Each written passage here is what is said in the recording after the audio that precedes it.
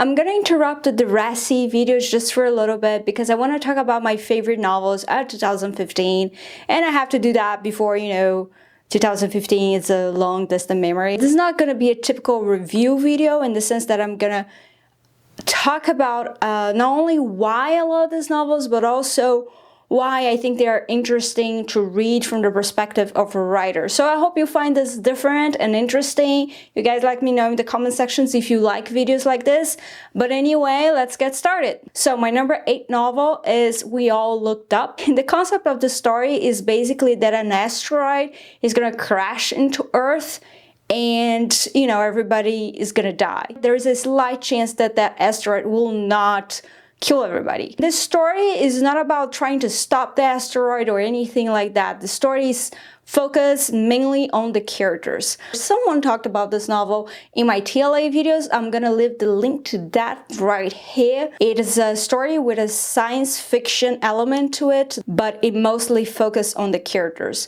And it's really about what it means to be human and if humankind is worth saving. This book is interesting to analyze because it has really well crafted different points of view. All of them have a really specific voice. Overall, the voice of the author is also present. So I will talk about this in one of my Djerassi videos. I have an interview with Nova and I talked to her about how you maintain your author voice and at the same time you make each and every character distinct.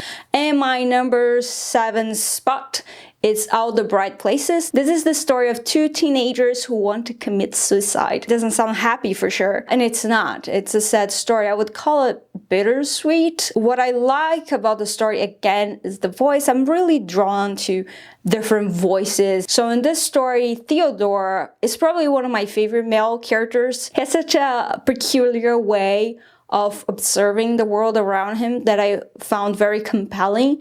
But also from a writer's perspective, I think it's interesting to analyze how the author managed to make him feel so real. He's like this kid. You love him, but at the same time, you're frustrated with him. But it's a sad story, just so you know. At the end, there's an author's note. This really complements the book. Don't skip the author's note, it's really cool. In my number 6, right? I hope I'm, remember how to count here. But in my number 6 is I'll Give You the Sun. The story is about twins, one girl and a boy. And this novel was an interesting experience to me because the first 100 pages didn't grab me at all. But I kept reading and I'm so glad I did. The writing style in this book is very, very different. So if you're experimenting with just a really different voice, I think this is an interesting book to analyze. It's just it has metaphors that I feel very much over the top. I like to say that this novel feels like a painting, which won't make sense to you until you read the novel. Everything is about art and you kind of see colors everywhere and it's just such a visual, stunning novel. If you're struggling incorporating theme into your story, I really recommend this book because I think it does an amazing job just sprinkling some details here and there, and then everything kind of comes together at the end and all those little dots connect. It's a very delicate execution. And I think the character development, the story is fantastic. It's just there's a lot of fantastic things about it and I really recommend this novel. In my number 5 spot, I have Nimona. It's a graphic novel and I would describe it as cute and bloody. Those are 2 words that normally are not combined, but trust me, it really works for this novel. It's fantasy and it's funny, and I don't want to tell you too much about it. In 2015, I was in the search for a graphic novel to fall in love with, and I tried many different things, and this is the one that I really connected with. In my number 4 spot, I have Complicit by Stephanie Cohen. I went to her lecture when I was in the Djerassi workshops, and I am going to talk about this lecture in my future videos. This is my favorite novel from her. I also read Charmed and Strange, and everybody normally prefers Charmed and Strange, but I prefer Complicit. It's a psychological thriller. and it's very dark and gritty. He has a problem sister, and she's just trying to have a normal life, but his sister is coming back. It goes from there, basically, and I really don't want to tell you much more than that, because it's one of those novels you just want to try to figure out what's really going on. What I love about Stephanie Cohen, and the reason why this book's in the list and the reason why I recommend it, is because she has a fantastic voice. It's very literary, but at the same time very sharp. I feel that she has a lot of confidence in her voice, and that's something to aspire to. If you're a writer, I would recommend this novel if you're writing an unreliable narrator. I also would recommend this novel if you're struggling with voice, or if you just want good examples of a well-executed voice. And if you like Gone Girl and novels like that, I think you will like this novel. It has that kind of same vibe, with the difference that it's shorter. The writing is more lyrical. And Stephanie Cohen is definitely one of my favorite writers. Everything that she writes goes to my to-read list. I'm gonna talk about my top 3 novels of 2015. And in my number 3 spot is You. That's the name of the novel. It's quite simple and straightforward. You.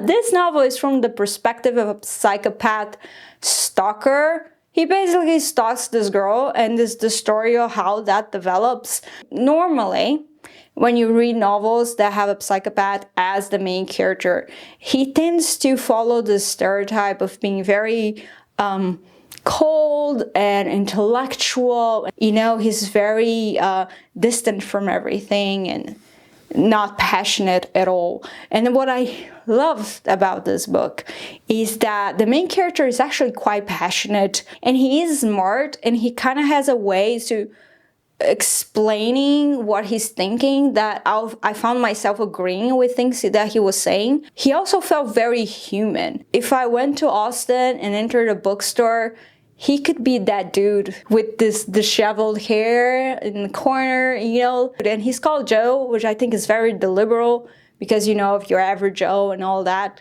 because he does feel like just a dude at times. The nuance in this novel is just fantastic. At the beginning, she just gives you a little bit of his creepiness, and then she builds from there, and she builds from there, and there he goes. And like at the end, you're like, oh my god, this guy is completely sick. As a writer, if you are writing about psychopaths, I think this is a must-read book, honestly. If you struggle writing villains, I also think this is a good book to read, because it really shows you how to make the most chilling villain you can possibly make. But because I think when you make your villains human and they feel like a real person that could exist in your world, that's much more terrifying. And I also would recommend this book if you're experimenting with different kinds of narrative, because this book is told in second person,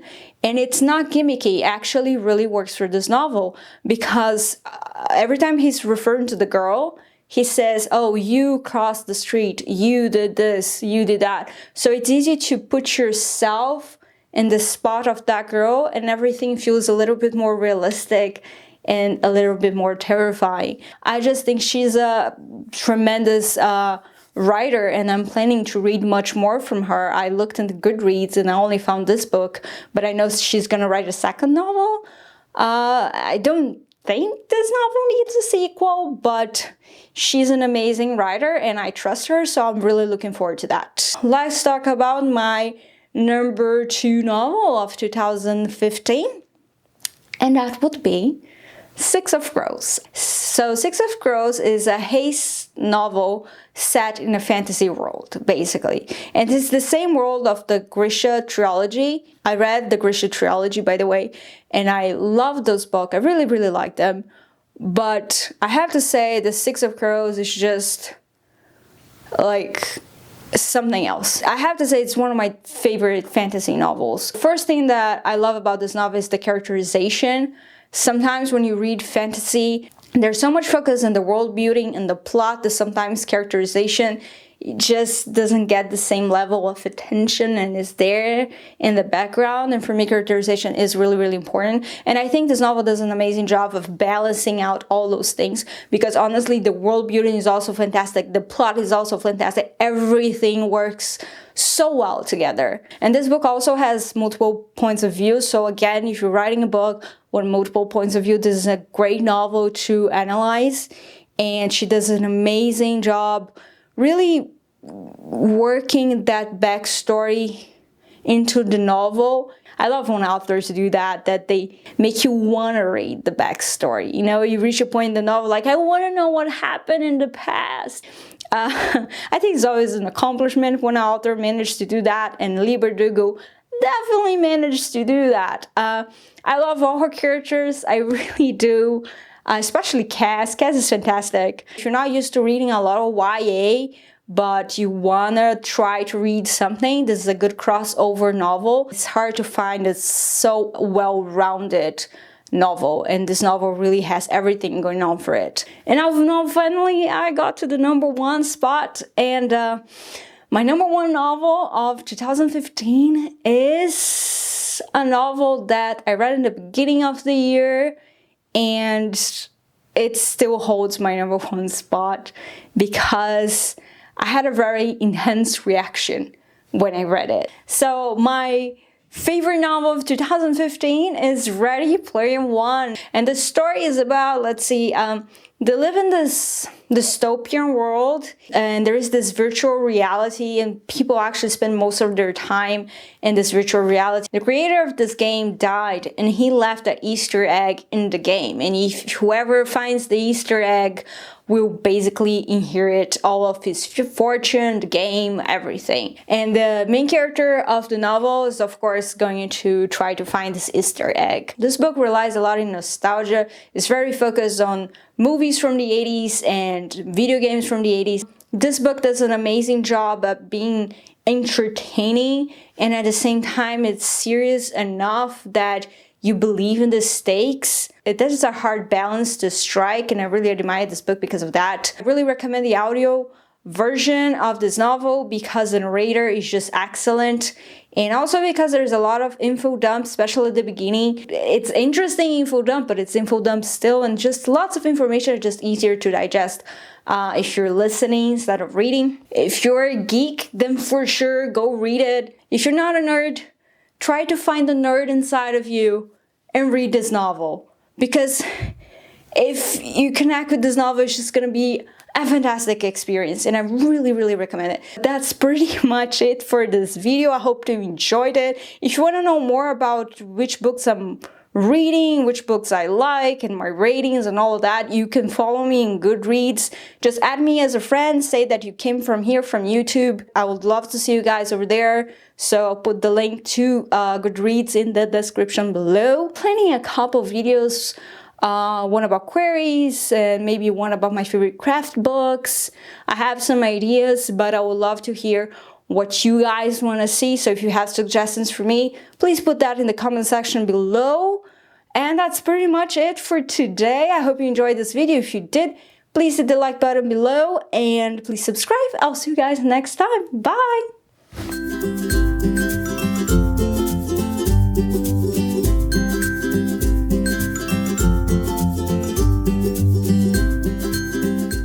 On.